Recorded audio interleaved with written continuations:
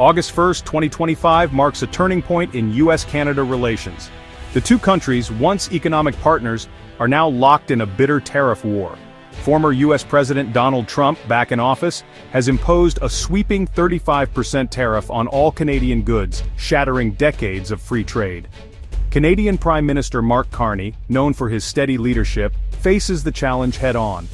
The tariffs are more than numbers. They're a direct blow to industries, supply chains, and families on both sides of the border. What began as political rhetoric has become harsh economic reality, with businesses and citizens reeling from the fallout. This story explores the origins, the key players, and the uncertain future of the U.S.-Canada relationship.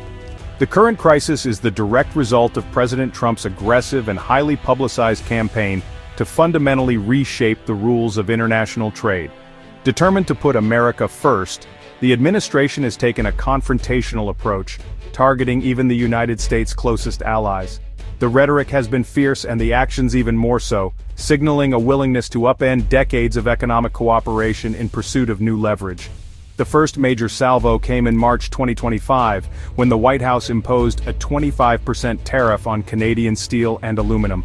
This move sent shockwaves through both industries, threatening jobs and raising costs on both sides of the border. By June, the tariffs had doubled, escalating tensions and prompting urgent talks between Ottawa and Washington. For many, it was a sign that the old rules no longer applied. But the real shock came on July 11th. In a surprise announcement, President Trump declared a sweeping 35% blanket tariff on all Canadian imports, effective August 1st. The news reverberated through boardrooms and factory floors as businesses scrambled to assess the fallout. Suddenly, every product crossing the border, from cars to consumer goods, was caught in the crosshairs of a rapidly escalating trade war. The administration's justifications for these measures have shifted over time. Initially, officials pointed to a now rescinded Canadian digital tax, claiming it unfairly targeted American tech giants. The tax was quickly withdrawn, but the tariffs remained, raising questions about the true motivations behind the policy. Later, the White House cited disputed claims about fentanyl trafficking across the northern border, suggesting that Canada was not doing enough to stem the flow of dangerous drugs into the United States. Canadian officials have strongly denied these allegations, calling them a distraction from the real issues at stake. Many observers, from economists to political analysts, see these shifting explanations as little more than pretexts for a broader, hardline trade agenda. Critics argue that the administration is using national security and public health as cover for a strategy aimed at forcing concessions from Canada and reasserting American dominance in North American trade. The U.S. is betting that economic pain will force Canada to capitulate at the negotiating table. But this approach overlooks the deep integration of both economies. Supply chains stretch across the border, with factories, farms, and businesses in both countries relying on each other for survival. Disruptions here ripple far and wide, affecting millions of workers and consumers. As tariffs take effect, American businesses and consumers are already feeling the pinch, facing higher prices and shrinking choices. Canadian industries, meanwhile, are bracing for layoffs, plant closures, and a wave of uncertainty that threatens livelihoods from coast to coast. The onslaught of tariffs has set the stage for a protracted and potentially devastating conflict. With supply chains snarled and trade grinding to a halt, millions of people, on both sides of the border, now find themselves caught in the crossfire of a trade war that shows no signs of ending soon. As the August 1st deadline passes, a new reality is setting in. Workers, business owners, and families are left to navigate an uncertain future, anxiously watching for the next move in a conflict that has upended their lives overnight. The stakes for both nations have never been higher. With so much on the line, the world is watching to see who will blink first, and what the future holds for the most important trading relationship in North America. Prime Minister Mark Carney has responded with unwavering resolve, standing before the nation and the world to condemn the newly imposed tariffs. He calls them not just an attack on Canadian industry, but a direct tax on American families and businesses, warning that these measures will ultimately hurt workers and consumers on both sides of the border. Carney's message is clear. Canada will not be intimidated or coerced into submission. Backed by a groundswell of public support, Carney refuses to yield to U.S. pressure. Across the country, Canadians are rallying behind their government, attending rallies, waving flags, and voicing their determination to defend Canadian interests. The sense of unity is palpable, as citizens from all walks of life come together in a rare show of solidarity. Recent polls show that 2/3 of Canadians support a hardline approach, giving Carney a strong mandate to stand firm. This overwhelming backing empowers the government to take bold action, knowing that the public is prepared to weather the storm for the sake of national pride and economic security. In response, Canada retaliated with its own tariffs on July 16, targeting U.S. steel and aluminum. These countermeasures are carefully calibrated to hit key American industries, sending a message that Canada will defend its workers and its economy with equal force. The move marks a significant escalation in the trade dispute, raising the stakes for both nations. At the same time, Carney is rallying international allies, reaching out to leaders at the G7 summit and beyond. He is working tirelessly to build a united front against U.S. protectionism, forging new partnerships and strengthening old alliances. The goal is clear: to show that Canada is not alone in this fight, and that the world stands ready to push back against unfair trade practices. The government's strategy is twofold: absorb the initial blow, supporting affected industries and workers, while applying counterpressure through targeted tariffs and diplomatic efforts. Canadian factories and workers are bracing for impact, but they remain resolute, determined to weather the challenges ahead. By coordinating with global partners, Canada aims to isolate the U.S. on the world stage, making it clear that protectionism comes at a cost. The image of an empty seat at the international table is a stark reminder of the consequences of unilateral action. Carney is betting that the economic pain caused by these tariffs will ripple through the U.S., leading to factory closures, job losses, and growing unrest among American workers. As the pressure mounts, he hopes that political leaders in Washington will be forced to reconsider their approach. It's a high-risk move. Canada is deeply dependent on U.S. trade, with millions of jobs and billions in exports at stake. But for Carney and his government, capitulation is not an option. They are determined to defend Canada's interests, even if it means enduring short-term pain for long-term gain. Behind closed doors, the government is preparing for a long, damaging fight. War rooms are abuzz with activity as officials strategize, analyze data, and plan the next moves. The sense of urgency is matched only by the determination to see this through. The message from Ottawa is clear: Canada will not be bullied. The government is sending a strong signal to both its citizens and the world that it will stand up for its values and its sovereignty, no matter the cost.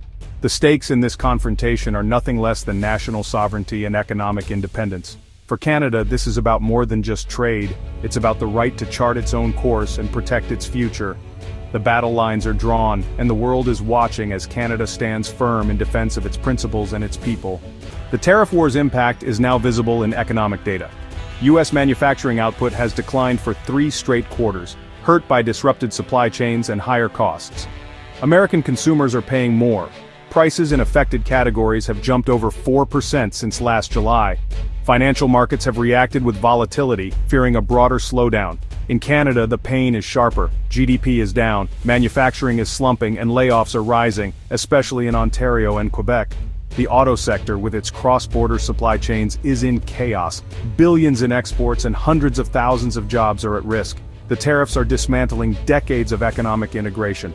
Both economies are suffering. This is a lose-lose scenario. The fallout is real and it's hitting communities hard. Beyond the numbers, the tariff war is devastating real people. In Canada, thousands of manufacturing workers have lost jobs. Families and communities are reeling. In Windsor, Ontario, auto workers like Kristen Lawton see the tariffs as a betrayal of cross-border cooperation. American farmers and manufacturers are also hurting. Exports are down, costs are up, and uncertainty is everywhere. Small businesses face impossible choices: pay more for materials or lose customers. Union leaders on both sides describe a climate of fear and instability. The human cost is shared hardship, as workers and families pay the price for a political battle they never chose. On the front lines, workers and industry leaders are sounding the alarm. Canadian steel and auto unions warn that the tariffs are destroying decades of integration and trust. Business leaders have frozen investments, unable to plan for the future. In the U.S., farmers and manufacturers are feeling the squeeze. Exports to Canada are down, and production costs are up. Some who once supported tough trade measures now question the wisdom of this approach. The tariffs are a blunt instrument causing widespread collateral damage. The message from both sides: the trade war is hurting the very industries it was meant to protect. The ongoing dispute with Canada is just one piece of President Trump's much larger and more ambitious global trade strategy. Rather than focusing on a single country or issue, Trump's administration has adopted a confrontational approach that aims to reshape the entire landscape of international commerce. This strategy is designed to put America first, but it's also sending shockwaves through the global economy. Tariffs have become the administration's primary weapon for pressuring both long-standing allies and traditional rivals. By imposing new taxes on imported goods, the White House hopes to force other countries to the negotiating table, demanding better terms for American workers and industries. This aggressive use of tariffs marks a sharp break from decades of U.S. trade policy, which generally favored open markets and multilateral agreements. In April 2025, the administration took a bold step by imposing a 10% baseline tariff on all U.S. imports, regardless of origin. For certain countries seen as economic threats or unfair competitors, even higher rates were introduced. This sweeping move was intended to protect American manufacturing and reduce the trade deficit, but it also sparked immediate backlash from trading partners around the world. Dozens of nations have received tariff threats, creating a climate of global uncertainty. International markets have responded with volatility as investors and businesses try to anticipate the next move from Washington. Many countries are now rethinking their own trade policies in response, leading to a period of instability and unpredictability in global commerce. Some, like the European Union, have reluctantly agreed to new deals under intense pressure, hoping to avoid even harsher penalties. These negotiations have often been tense, with both sides making significant concessions to reach an agreement. Others, such as Mexico, continue to face constant threats of new tariffs and trade restrictions. This ongoing uncertainty has strained relationships and made it difficult for businesses to plan for the future. Critics warn that this confrontational approach is alienating America's closest allies and undermining the global trading system that has existed for decades. International organizations like the WTO are struggling to mediate disputes, as trust between nations erodes and cooperation becomes more difficult. By targeting Canada, a country with deep economic and cultural ties to the U.S., Trump is sending a clear message to even bigger rivals. The United States is willing to disrupt its closest partnerships to achieve its goals. This bold stance is meant to demonstrate strength, but it also risks long-term damage to relationships that have taken generations to build. But this strategy carries significant risks. As the U.S. becomes more unpredictable, other nations are forming new trading blocs and alliances that deliberately exclude American businesses. These emerging partnerships could permanently shift the balance of global trade, leaving the U.S. isolated and less influential on the world stage. The long-term consequences could be severe, not just for America's economy, but for its role as a global leader. As uncertainty grows, businesses and workers across the country are left wondering what the future holds. The economic conflict has triggered a diplomatic freeze. Once friendly relations have turned tense, with public statements replacing private negotiation. Canada refuses to negotiate under duress, demanding the removal of tariffs before talks resume. The standoff has stalled cooperation on everything from security to the environment. Accusations and rhetoric have poisoned trust, making compromise nearly impossible. Without a major shift, the standoff will continue, deepening the damage to a vital alliance. As the 35% tariff takes effect, the future of North American trade is uncertain. A prolonged trade war could permanently reshape supply chains and cost both nations jobs and growth. Alternatively, mounting economic pain in the U.S. could force a policy reversal. Canada may also succeed in building an international coalition to pressure the U.S., but this risks escalating global tensions. For now, businesses and workers face immediate hardship, and the historic partnership is under strain. The outcome depends on political will and economic endurance. North American trade has entered a new era of conflict, with no clear end in sight.